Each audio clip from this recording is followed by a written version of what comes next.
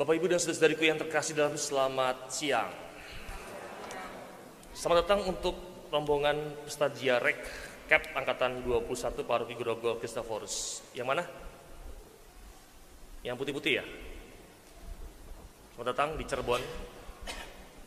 Hari ini saya mau memulai dengan mengumpulkan beberapa ungkapan tentang cara berdoa banyak orang.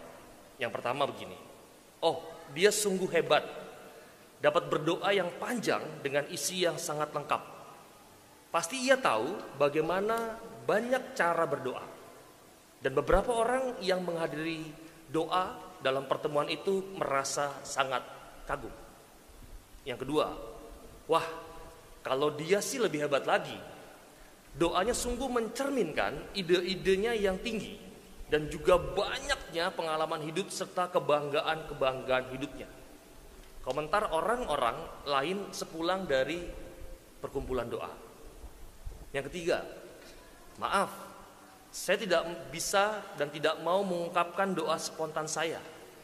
Karena saya tidak dapat berbicara dengan kalimat yang baik.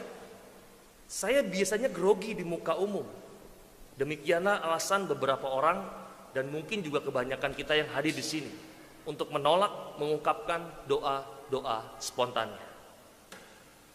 Bapak Ibu dan saudara-saudara terkasih, beberapa orang mudah kagum dengan mulut yang terenganga bila mendengar seorang itu berdoa yang panjang dan dengan kalimat yang sungguh indah serta isi yang lengkap. Mereka mengira doa yang seperti itulah doa yang hebat, yang berkenan di hadapan Tuhan. Padahal doa dengan mulut itu dapat dipulas. Doa dengan pikiran itu dapat dikarang. Bahkan doa yang seperti itu dapat pula dipergunakan untuk memojokkan orang lain atau untuk memanfaatkan orang lain. Doa seperti itu juga dapat untuk menyombongkan dirinya agar kelihatan hebat di mata banyak orang. Yang keempat, kadang beberapa orang jengkel bila ada seseorang yang berdoa tidak jelas. Bahkan suaranya tidak sampai terdengar dari belakang. Orang itu dalam doanya kadang-kadang hanya bergumam. Orang kadang berpikir, doa seperti itu kurang bagus. Bahkan membuat orang lain itu tertidur. Padahal, bisa jadi doa orang itu, wah saya disaingi oleh anak kecil ya. Bahkan bisa jadi doa semacam itu, doa orang yang berdoa dengan hatinya yang jujur kepada Tuhan. Lebih saingin lagi tuh. Itu 4 yang biasanya dalam kerangka hidup harian kita tuh terungkap.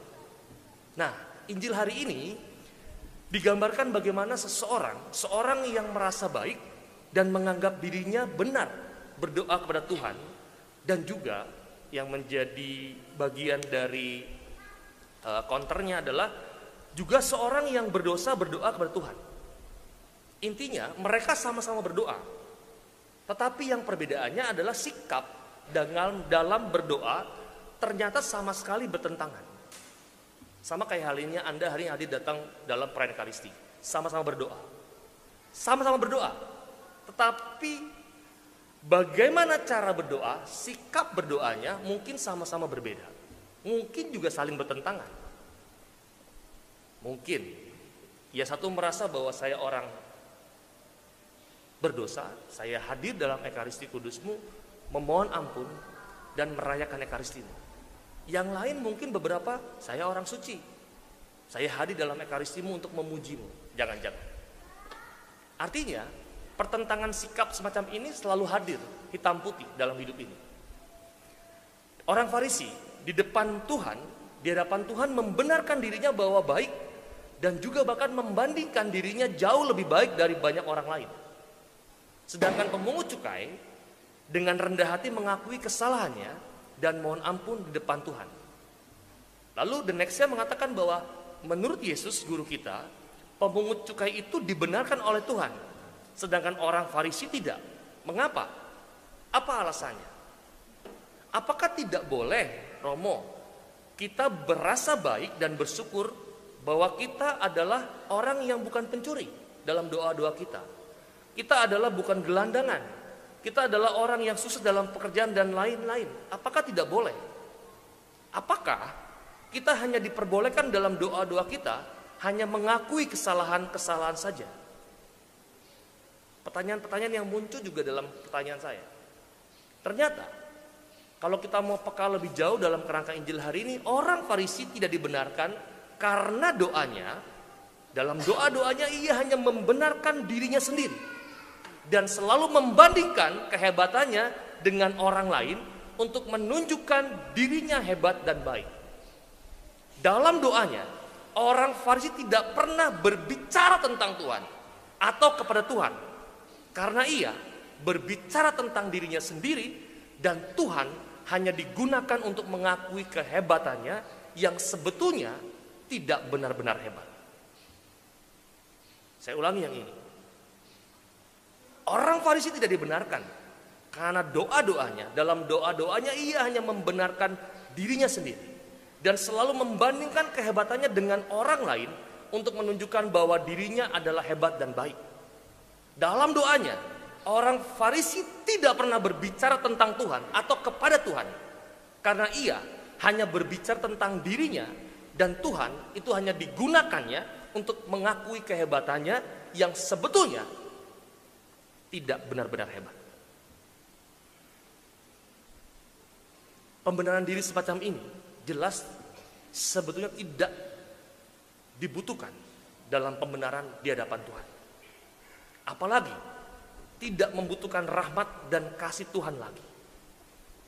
Orang Farisi merasa sudah tidak membutuhkan sesuatu dari Tuhan. Dan bahkan yang terparah, mungkin sebenarnya ia tidak membutuhkan Tuhan itu sendiri.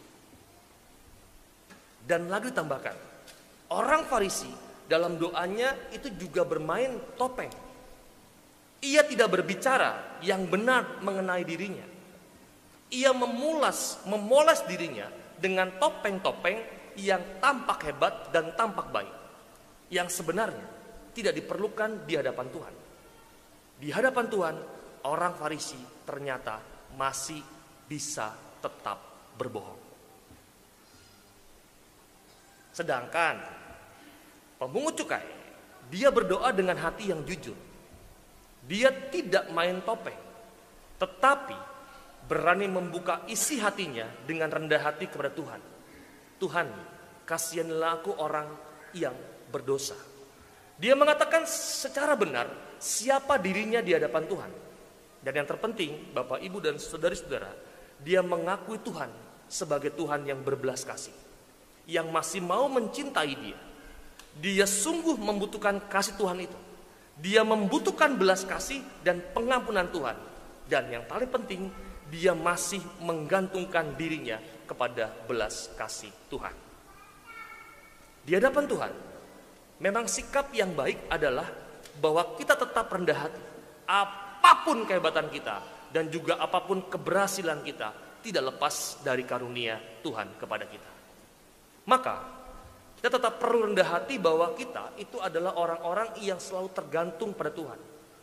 Dan sikap rendah hati ini juga perlu diwujudkan dalam sikap mau menghargai orang lain dan menerima orang lain seperti apa adanya, tanpa harus merendahkan derajat atau nilai orang tersebut. Perendahan terhadap orang lain sebenarnya sama saja dengan tidak mau mengakui bahwa Tuhan mencintai dan menghargai orang lain itu. Sikap rendah hati juga diperlukan dan diwujud nyatakan dalam menerima diri seperti apa adanya. Apalagi di hadapan Tuhan, kita tidak perlu yang namanya membungsungkan dada kita. Tuhan sudah mengerti kita terlebih dahulu. Di hadapan Tuhan, kita sebaiknya adalah orang-orang yang jujur dengan diri sendiri, dengan segala situasi yang kita alami. Ya Tuhan, inilah saya. Di hadapan Tuhan, main topeng tidak ada gunanya. Malah sebetulnya akan merugikan karena Tuhan lebih sulit untuk menyapa kita yang mulai membentengi dari kasih karunia Tuhan. Santo Hieronymus mengatakan, kerendahan hati adalah dasar dan perlindungan dari segala kebajikan. Jikalau orang rendah hati, maka ia akan terlindung dari bahaya. Tapi jika dia tidak ada kerendahan hati, maka semua kebajikan itu bisa berubah menjadi jerat bagi dirinya sendiri. Santo Thomas mengatakan, kerendahan hati itu menduduki tempat nomor 1 dalam diri seseorang, karena membuat Allah itu menjadi bebas untuk masuk dan menyatakan dirinya kepada orang tersebut. Maka akhirnya saya mau mengatakan, Bapak Ibu dan saudari-saudariku yang terkasih, mari kita semakin terbuka terhadap Tuhan, dan dengan rendah hati berani datang berlutut kepadanya dengan mengatakan, Tuhan, kasihanilah aku. Tuhan, aku ini adalah orang yang bobrok. Tuhan, ampunilah aku orang yang berdosa, dan Tuhan, aku membutuhkan Engkau. Begitu? Udah? Tidurnya? Mari tanding sejenak, kita mohon rahmat Allah supaya hari ini dalam refleksi kita dalam mengenai kerendahan hati, terlebih kerendahan hati di hadapan sesama, bahkan Tuhan sendiri, menjadi inspirasi kita untuk melangkah maju. Bahwa sikap, ternyata dalam sikap kita itu bisa berbanding terbalik dengan apa yang Tuhan mau kehendaki dalam hidup kita. Maupun dalam sikap Anda hari ini berekaristi. Hati-hatilah dengan intensi sikap tersebut. Ada orang yang sungguh baik mau berdoa dengan kelemahannya, tapi jangan-jangan juga ada sungguh orang, kebanyakan orang yang datang berdoa untuk memamerkan kelebihannya. Dan hati-hatilah untuk hal itu. Mari tadi sejenak kita mohon rahmat Allah supaya dalam Ekaristi Kudus pada siang hari ini, Allah yang maha baik, yang maha rahim, sungguh melimpahkan kepada kita rahmat kerendahan hati untuk bisa berdoa kepadanya. Datang dengan segala macam kelemahan, bahwa aku adalah orang yang bobrok ya Tuhan. Aku adalah orang yang berdosa. Kasihanilah aku ya Tuhan, dan aku akan tetap terus-menerus dalam hidupku membutuhkan Engkau.